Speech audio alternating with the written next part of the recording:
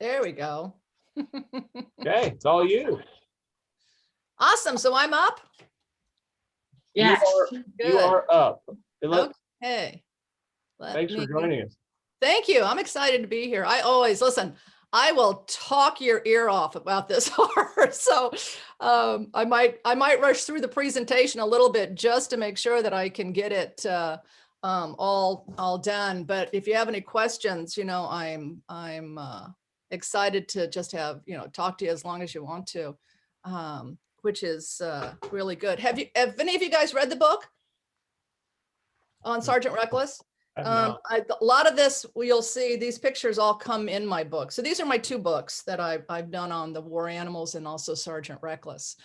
So I discovered Sgt Reckless's story in 2006. And when I discovered her story, she had vanished from the pages of history. I Googled her name and only 4 things came up on the internet. She was totally gone. And when you hear her story, and when you realize that she was actually as famous as Lassie in Rin Tin Tin when she died in 1968, it really is a travesty to think that her story disappeared. But I made it my mission to bring it back with reckless abandon. And so I have been working since 2006 it took me 6 years to research and write the book and then a year to get it published. So it came out in 2014. But this Life magazine honored her in 1997 as one of our all-time greatest heroes. And she was on the pages with Lincoln and Jefferson and Washington and Mother Teresa and Eleanor Roosevelt, Martin Luther King, and it was just a really cool honor. And even with that, she had still not come back with her notoriety. So her Korean name is Achim Hai, or Achim Hae. I can never remember how to say it, Flame of the Morning, because of that beautiful blaze that she had down her front. And she was a Mongolian mare, a mix of Mongolian, and we think she's Jeju pony, which the Koreans bred to race, because she was bred to be a racehorse, even though she never had a chance to race because the war broke out. But she has Mongolian stock. The Jeju has a Mongolian stock, and we think the Korean racing authorities tell me that they feel that she was bred to a thoroughbred, because they would do that to make the horses more agile, give them more speed, and also just make them more dainty in the sense of being able to race better. You can see these pictures on the left and in the center. That is what a Mongolian horse looks like. And you can see that they have the thicker neck. They have very stocky legs. They're short. They're only about 11 hands high. And on the right is Reckless, or Flame of the Morning. And you can see her beautiful, dainty features. She looks really like a quarter horse or a thoroughbred. So that's why we think, or that's why they say that they felt that she was bred to a Jeju and a thoroughbred, because she was only just over 13 hands high. So she was really just a pony still, but she weighed about 750 to 900 pounds, depending on what she was doing as far as the battles concerned. When she was participating in her battles, her weight would fluctuate a lot because of what she did. But she's just this beautiful little horse. So she was named after the recoilless rifle, the gun that she carried the ammunition for. And as you can see, the top picture on the right there, the guys are trying to carry the gun up the hill. It was a very, very heavy gun. It was over 100 pounds, but it's very clumsy. And each round weighed 24 pounds. And so if they couldn't transport the gun and the rounds up to the gun site, the men had to carry it. And so a man could carry 2, maybe 3 rounds at a time, depending. And so that's why when Reckless came along, she really added such a boost to the platoon, because she could carry so many more rounds. On the picture on the left, the gentleman holding the rifle on the right of that picture is Lieutenant Eric Pedersen. And he is the guy that bought Reckless for $250 of his own money to buy a horse or to help his men carry the ammunition up the hills. And he was instrumental in helping her get home to America. And he was just, his love of horses was just really, really wonderful. It was called a reckless rifle because you had to be a little reckless to be associated with. As the bottom picture, you can see the backblast of the gun. And they could only fire from one spot 4 times, 5 at the most, usually, and that was if they rapid fired, because the backblast told the enemy where the gun was firing from. So they could only shoot maybe 4 times, 5 rounds, and then they have to pick up the gun and run to another place on the hill, set it up there, shoot, pick it up, run to another place on the hill before incoming fire came in. And so being called the Reckless Rifle, they named Reckless after this rifle. So she became a Marine on October 26, 1952. And it was just an amazing day when they brought her into camp. Some of the guys, I think, were a little upset because then they had to realize that that wasn't every man for himself. It's every man and a horse, you know, that they had to take care of. But she became such an amazing part of this platoon. As I like to say, she wasn't a horse, she was a Marine, because as you'll see, no truer words were ever spoken. She was put through hoof camp, which is the equine version of boot camp. And they had to teach her to get in and out of a trailer. You see this little trailer that she had to be, taken around in. They didn't have anything really for a horse to take care of her that way. But it took her a couple of weeks to get used to getting in and out of the trailer. They taught her to get down when there was incoming fire. The bottom left picture is Joe Latham, who was her trainer and handler. And he taught her to get down. He taught her, he was so good that he got her with hand signals in the heat of battle. He could give her hand signals if she was up the hill and he was down, to let her know what she needed to do. And they taught her to step over communication wire. And on the picture on the right is Eric Pedersen showing her, she had to get used to carrying the pack. And so they would take her up and down the hills to also get used to the terrain and get used to what they were asking her to do. She loved to sleep in their tents at night. On cold nights, she would sleep in their tents. She ate in the mess tent with them. She loved bacon and eggs. She'd chase it down with a cup of coffee. How this horse didn't colic is anybody's business. I have no idea, but you got to love her. They took such care of her. She loved to drink Coca-Cola. She'd get Hershey bars in the middle of the battle for a little sugar fix to give her a little boost of energy. And she loved beer. And at the end of the day, after a good day's work, she would go and celebrate with the men and having a beer or 6. And she just had a wonderful, wonderful relationship with them. She was so important to the unit that the men, when they were going up to the lines, would throw their flak jackets over her to protect her. They used her as a shield going up. So because they needed to make sure that she was taken care of, because that's how important she became to the unit during the heat of battle. As I said earlier, each round weighed 24 pounds, and you can see them on the left picture lashing these rounds to her pack saddle. We don't have any pictures of her carrying any more than 4 of these, but in the heat of battle, she would carry 8 of them, and at least up to 8 of them. And sometimes maybe they were stuck in her pack saddle, and there's a picture here in a minute. I'll show what that looks like. But you can see on the right-hand side, the live round, these were live rounds, and they were dangerous not to transport them in the canisters. But sometimes Reckless did have to transport them without the canisters, because there was, it was just in the heat of battle, she had to get more rounds up the hill. And so it was kind of hard to lash the more than 4 or 6 canisters to her pack saddle. This picture I love because you can kind of see the size of Reckless with her men. And they're carrying the gun here. One guy would carry the tripod, and the other, 2, possibly 3 would help carry the gun. And then Reckless is there with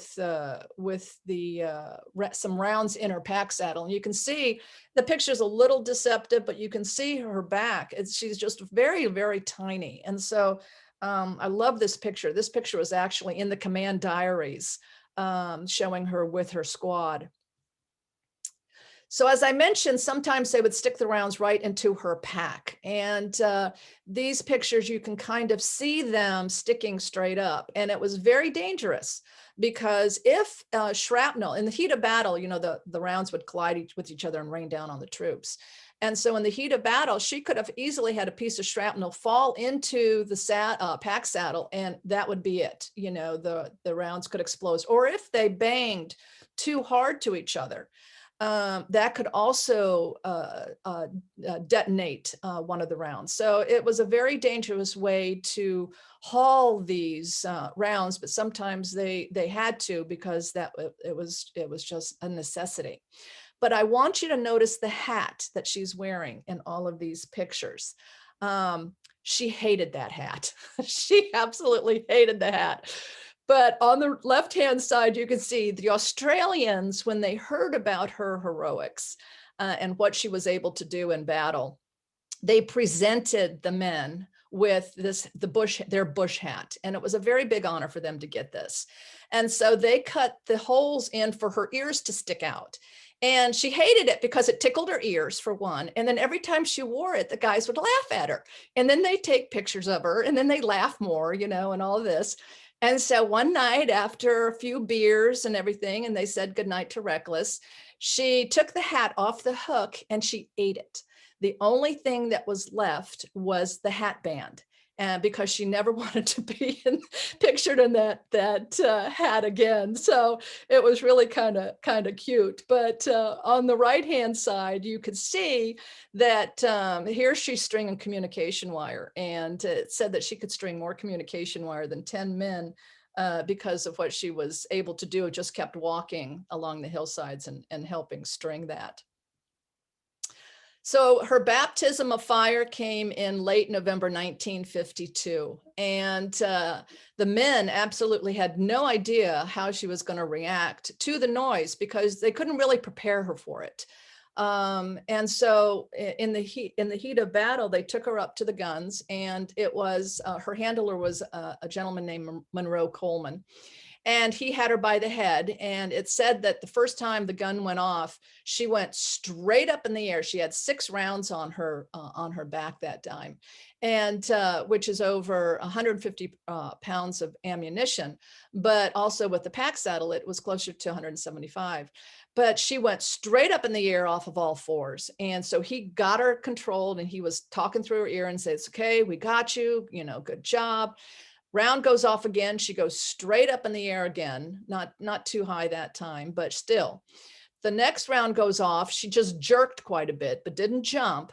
By the end of that firing mission, she got so comfortable knowing that the men had taken care of her and they weren't going to let anything happen to her, that she was over in a field eating. She found a little helmet liner in a hole, and she was eating that.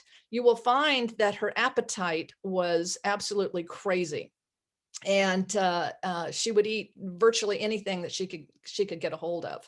But anyway, you can see on the bottom picture of her when she is in the battle with the gun, how she was just kind of stunned about it at first.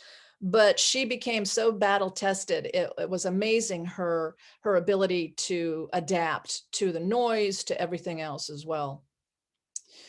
So in the winter of 1953, these are when her missions started to come together. At the end of January was raid techs. Each one got bigger and bigger as she progressed.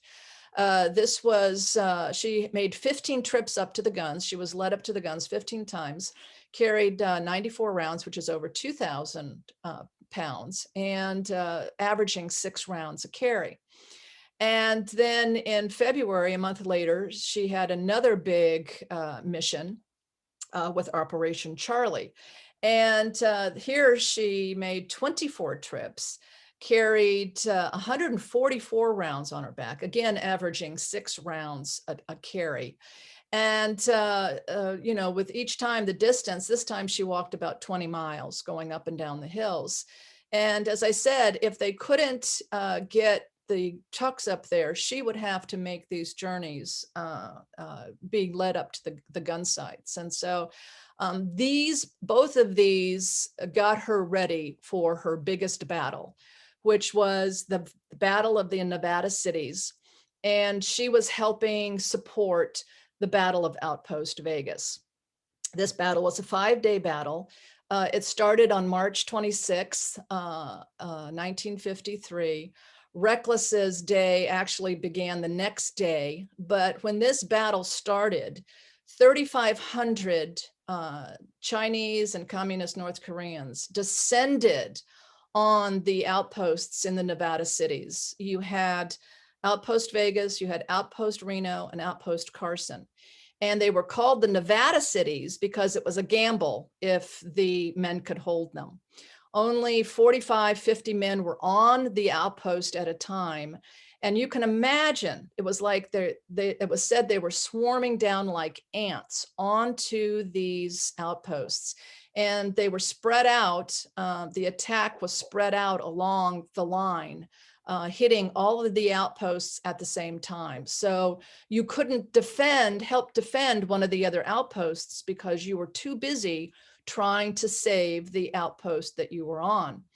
At the time it was written by Lieutenant Colonel Andrew Gear, that this was one of the most fierce battles in Marine Corps history.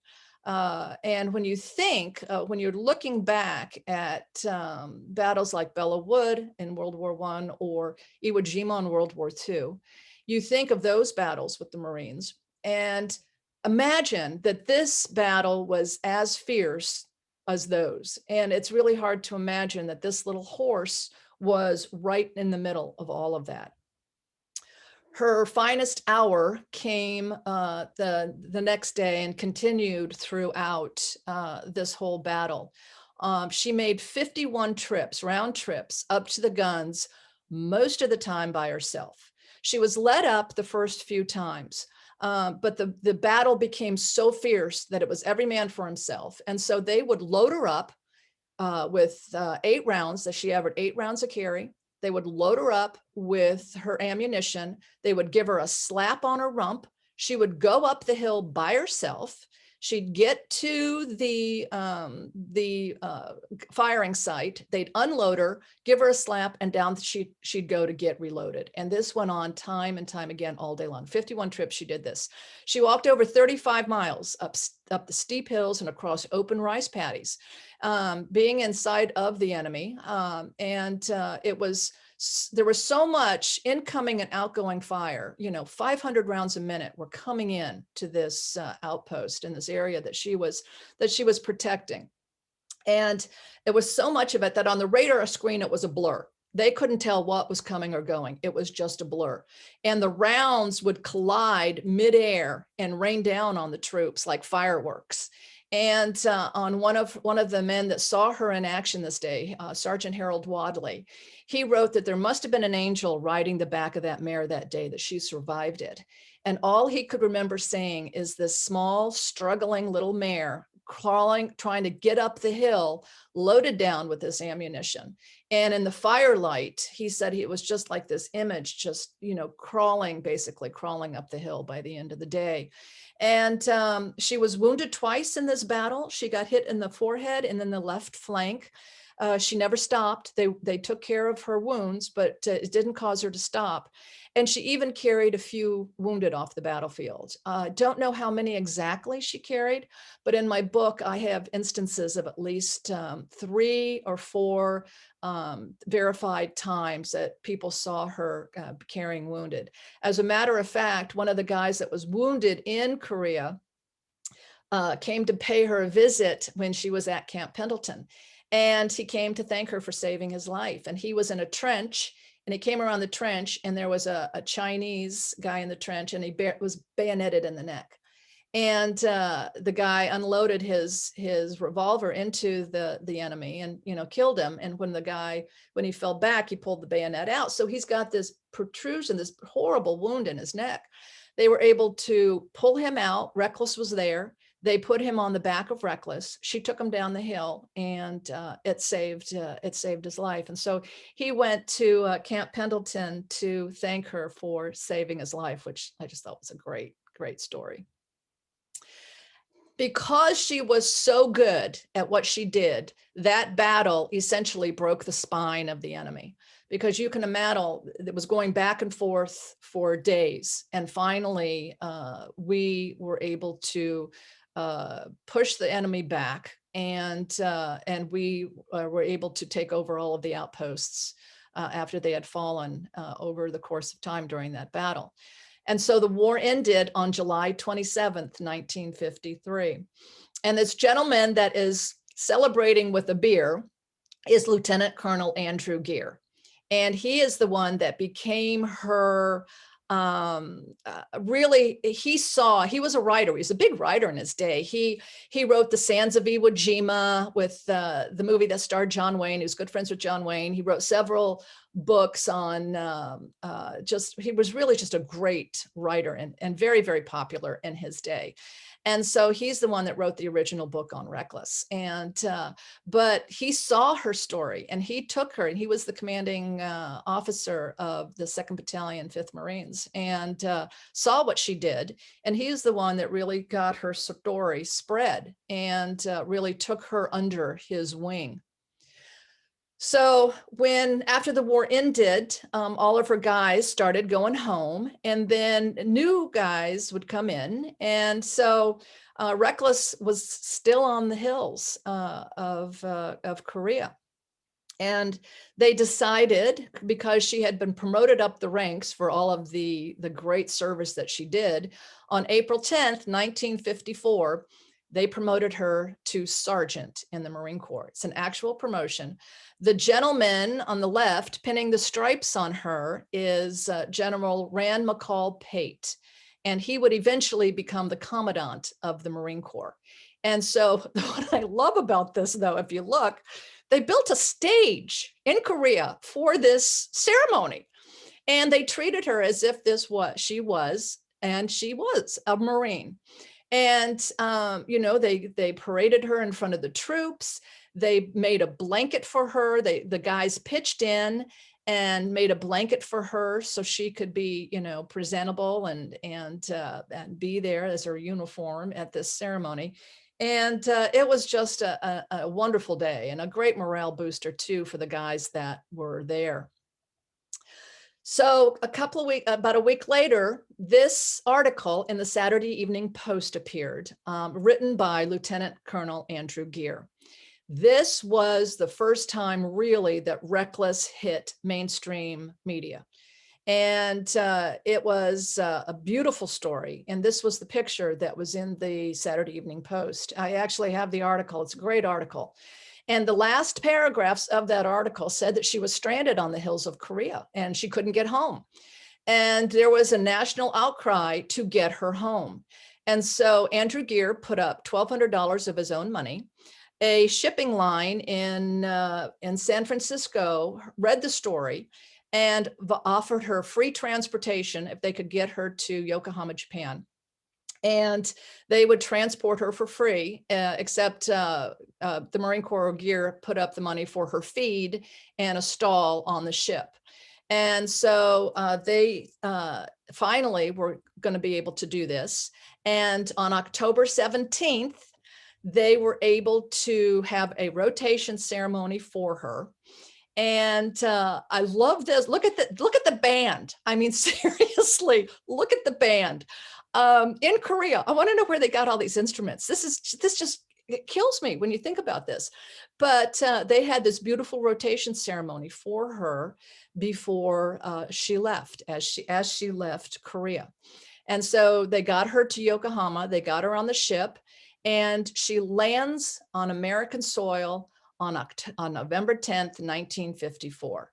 And this day, you can't write this stuff. This day was Marine Corps birthday. And she lands in America touches soil on Marine Corps birthday on 1954. It was an amazing, amazing day. And that's Lieutenant Pedersen greeting her. This was the first time he saw her since he left her in Korea right after the Battle of Outpost Vegas. He was actually transferred out in the middle of that battle to command. And so he hadn't seen her since he said goodbye to her in Korea. So this was a great day for him to lead her onto American soil. Now, the funny thing is, not funny, haha, but just interesting with Reckless, she was almost washed overboard on the ship. A wave came over and crashed and washed her, just washed her out, and she almost went overboard. And she had lost her appetite. And so when she got her appetite back, she ended up eating her blanket. So she had nothing to wear when she arrived in America. And she ate her chevrons as well that were on the blanket. And so they had to quickly get a blanket made, get the chevrons. And so when she met the press, she had more press turn out for her than then Vice President Nixon did 2 weeks earlier, because people wanted to see the war horse and see who she was. And on the right-hand picture is they're putting on her brand new blanket that they had just had made for her. And on the bottom picture, they're pinning on the chevrons. So she had her official uniform on her for the press after she walked on shore. So it was amazing because that night she was able to be the guest of honor at the Marine Corps birthday ball in San Francisco. And she waltzes through the Marines Memorial Club in San Francisco, takes an elevator up to the 10th floor, and waltzes into the ballroom where they say that the flash bulbs were going off like mortar shells, everybody trying to take her picture, And, she hadn't really eaten that much on the trip over. And so when she walks into the ballroom, she spies the anniversary cake. And before her handler can get a hold of her, she's up to her nostrils in it, eating the anniversary cake. Well, thankfully, they had another cake upstairs for her. And she did get the very first piece as being the guest of honor of the ball. And it is said when she finished eating her cake, she started eating in on the centerpieces, which is the picture on the right. So she just had this appetite that was just crazy. It was just really wonderful. But you see how these people just honored and revered her and just could not praise and really show her off enough. So the next day, she was transported down to Camp Pendleton. And she couldn't stay at Camp Pendleton at this time. She actually ended up staying for several months. She had to go into quarantine because of being in Korea. They had to make sure that she didn't have distemper and a lot of other diseases. And so she actually stayed at Eric Pedersen's ranch in Vista, California, for almost not quite a year, but he would pull her out and they would still do different ceremonies, but they would be getting ready for her at Camp Pendleton, and that's where she would live out her days at Camp Pendleton. She was on the Art Linkletter show on October 22nd, 1955. I have tried to get this show, and I finally got a contact to Art Linkletter's granddaughter. And so I'm going to see if by chance she has this show, because I would sure love to see what these guys talked about. Reckless doesn't seem to be too enamored with the whole event, but she was always such a good sport that she would do anything for her men. But this was just a cool little piece of history. And actually, Ed Sullivan wanted her on his show, but they couldn't get her to his show because they landed in San Francisco. And so they weren't able to get her to the show in time. But anyway, it was really, really quite cool. At Camp Pendleton, she was promoted twice to staff sergeant. The first time was by Colonel Richard Rothwell, in 1957. And I remember Colonel Rothwell telling me before he passed away, he said it was so weird standing up there in front of this horse, reading her citation off as if she was an actual person. And he said, but that's what we did. And there was a parade of her troops in front of her in honor of this great day. And you can see her colt Fearless was with her that day as well. And he became a private first class this day as his mom was promoted to staff sergeant. And then the pay grades changed. And so she was going from an E5 to an E6. And so when that happened, she was eligible to have another promotion. And this was her final promotion on August 31st, 1959. And the Commandant of the Marine Corps, General Rand McCall Pate, was there to pin on her staff sergeant stripes. There was a 19-gun salute in his honor there and for Reckless. And there was a parade of 1,700 troops in her honor and in his honor, of course, but there to show their support, love and support of this great hero. There will never be another horse like Reckless. And that is what is so unique about this story. She retired on November 10th, 1960.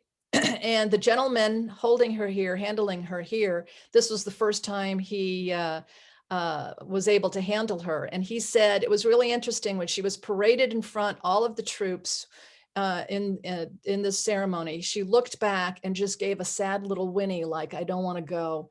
And because she loved being with her men and being in parades and doing all kinds of fundraisers for them. And instead of getting retirement pay, though, she got all the food and board and all the oats that she could eat. And that's the picture, maybe you can see it, of the oats. That was her retirement pay. But it was just a really big day. And there was nothing, so they put her out. She stayed at the stables at Camp Pendleton.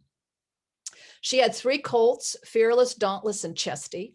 And she also had a little filly, but the filly died at a month old. Sadly, the colts were gelded, so there is no bloodline. I actually have some of her tail hair that was given to me by a little girl. Well, she was little back then, but her dad, Colonel Jinx McCain, used to run the stables, and Debbie would go and she would get tail hair. She got Reckless's tail hair. Now I have had offers to try to clone Reckless. That's a little creepy for me, but I'll do a lot for her, but I don't know if I'd let her be cloned. But anyway, these were her 3 colts. Fearless and Dauntless were part of the rodeo, the Navy rodeo, and they were great horses in that. Chesty was a little bit of a wild hair, and so he actually was given to a Marine and lived out his days on this Marine's farm near Camp Pendleton. She died in May 1968, and this was the only marker of her at Camp Pendleton that when I discovered her story in 2006 and went down there, this was all that was there. And if you did not know it was there, Camp Pendleton, people at Camp Pendleton just did not know her. People at the stables did, but most Marines did not know her. Even today, finally, my book made the Commandant's reading list this year. So I'm hoping more and more Marines will learn her story because it's such an interesting part of story. But when I saw this, as I said, I made it my mission that I'm going to start building monuments to this horse and make sure that people can come and give their respects to her all around the country. And we now have 5 national monuments to Reckless. And our first one was at the Marine Corps Museum in 2013. Camp Pendleton was in 2016. Kentucky Horse Park was in 2018. The National Cowgirl Museum and Hall of Fame, which is on the bottom right, that one was in 2019. And just in December of last year, we had the World Equestrian Center in Ocala, Florida, unveiled her beautiful monument down on the bottom left corner. There's another monument for her in Barrington Hills, Illinois, at a horse farm that works with veterans with PTSD. And she stands as a tribute and an honor to all the men that are going through working with horses that have PTSD, because Reckless actually suffered from PTSD as well. From one of her handlers was telling me how she would have, bad nightmares and stuff. So anyway, we have those monuments. In 2016, I had discovered a medal, in Great Britain, called the Dickens Medal. And this medal had started in World War II. And only 3 horses had received this medal. It's called the Victoria Cross for Animals. It's the greatest award an animal can receive for gallantry and bravery in a military action. And the other 3 horses were police horses that were awarded in World War II. Reckless is the first American horse, and this was post, World War II. It was just a great, great day. But the one thing about this medal, it made me think, why doesn't America have a medal like this, honoring our animals that have served? And I'll tell you what we've come up with in a moment. But when I discovered this medal, there were so many, during World War II, there were over 54 animals received this medal during World War II. And so from that medal, I reached out to my publisher and I said, there's some amazing animals. And he said, gosh, this is amazing. Why don't you could you write a book on them? And I said, I'd do it in a heartbeat. And so my second book on war animals was written. And these are the animals of World War II. And it is war dogs, amazing war dogs that served in World War II. And I don't know if any of you know this, but we didn't have a war dog program when World War II broke out after Pearl Harbor was hit. And in January of 42, a poodle breeder named Arlene Erlanger put together Dogs for Defense and started working with the Army. And people donated their personal pets to the war effort. Their personal pets. Now they're better patriots than me, because you touch any of my dogs, we're skipping World War II, going right to World War III. I'm sorry. But 40,000 dogs were donated for this effort. 20,000 made the first cut. 10,425 went on to serve in World War II. And then the Marine Corps had their own training program, and another 1,033 went on to serve with the Marine Corps. But the book is filled with great stories of dogs that served with the 1st Marine War Dog Platoon, to the digging dogs that served in the Blitz of London, to the dogs guarding our Coast Guard, to the little dog in the bottom left-hand corner was the very first prisoner of war dog, Judy. Amazing story. I cried for 3 days after I wrote the chapter on Judy. But so it's filled with war dogs. And then we have our war birds, the pigeons, amazing birds of what they're able to do, flying back, carrying these messages or maps or photographs. It was just an incredible effort. And the pigeons were also donated by pigeoneers and breeders to the war effort. Same in Great Britain, they did that as well. And there's some wonderful stories of these birds flying back from, when they, on D-Day, there were several birds that flew back with messages, and just all throughout the war, the participation of these birds. And one of the first birds, only birds that received the Dickens Medal was an American bird named G.I. Joe, and his story is just amazing. And then there are war horses and mules of World War II. We didn't have a lot of horses in World War II. We only shipped over about 49. Most of the horses that we procured were done over there. Mules served mostly because they were less chaotic and they were a little bit more rugged for that terrain. And they were generally in the China, Burma, India conflict. But there's some wonderful stories about them. And then there's also a war cat named Simon. And Simon received the Dickens Medal. So, he's on the outskirts of World War II, but still he's a war cat. So he had to be in here. But all of these stories, and I hate rushing through this and apologize, but all of these stories led me to go back to when I was in England getting the Dickens Medal for Reckless, that I wanted to start our a Medal of Bravery for our animals in war. And this is commensurate with the Dickens Medal. We're like a sister medal to them. The PDSA who gives the Dickens Medal out is very supportive of the work that we are doing, very excited about the work we are doing. They even did a beautiful video for our medal ceremony that we had in 2019, giving us their total support for us honoring these animals, which was huge. And Sgt Reckless, of course, got the very first Medal of Bravery. Even though she was the third war, I had a little bit of a pull, so I made sure that she got Medal of Bravery #1. But we honored 8 animals that ceremony. And we have our next ceremony, of course, was canceled in 2020, but we are now in the process of we just picked 6 dogs, war dogs, that are going to be honored in our next Medal of Bravery ceremony. We hope to have it on November 9th up on the Capitol and have the medals presented by members of Congress like we did before.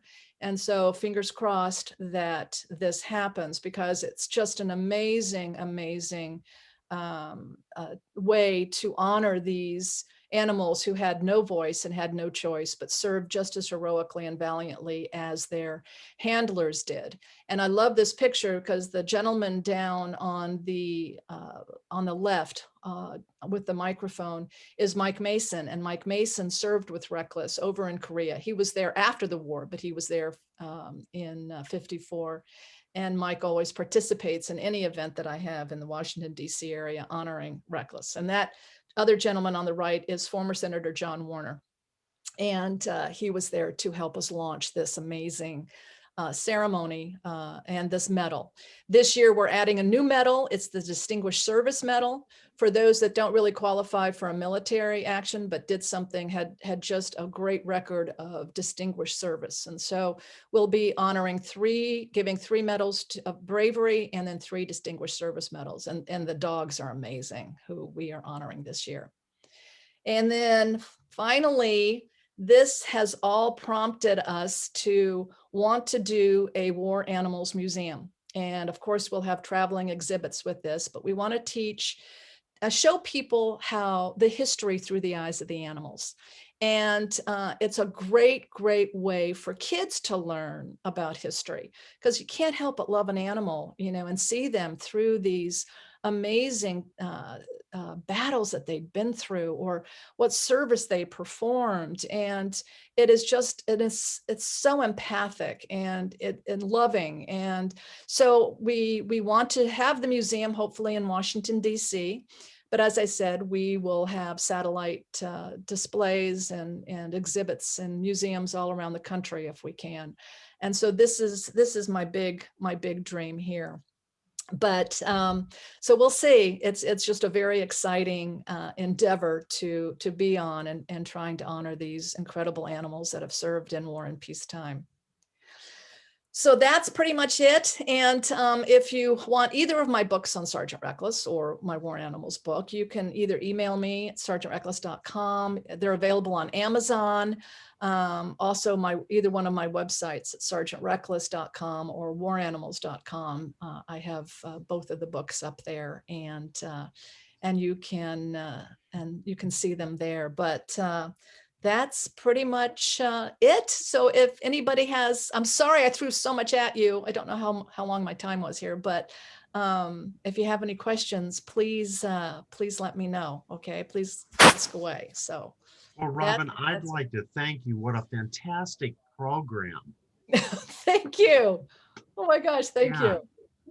As I said, I could talk all day about these animals. They're just such wonderful, their stories, and of providing service even when they're wounded. It truly is amazing. But I really appreciate you guys having me here today to talk about it. And you can learn all about the museum and our medals on the waranimals.com website. And it'd be a lot of fun if you could, kind of share the word that this is happening, because we're trying to make it so that everybody realizes that these these, and if anybody has an animal they want to nominate, they can nominate it. So yeah, I'm just grateful to be here and be able to do this. Robin, could you please put back up the previous slide that showed your contact sure. information? Yes, I sure can. There, that. Thank you. Yeah. So yeah, please, anybody, please call, email, I'd love to talk to, anybody about these or any other groups. You might have friends that want, these kind of presentations. I'll I love to talk about these animals. So it's a lot of fun for me. Yep, Thanks for sharing this. Thank you, guys. I appreciate this. What an incredible story. So thank you very, very much. Thank you. This is just great. I appreciate you letting me be here. Thank you. Thank you. Anybody else have any questions or anything? Robin, thanks so much. That was awesome. Thanks so much, you guys. I appreciate it. Really, thank you. Thanks for joining us Thank today. you. Yeah. Bye now. Hey, everybody. Have a great week. Bye. Thank you. Bye. Thanks, Bye. guys. Yep.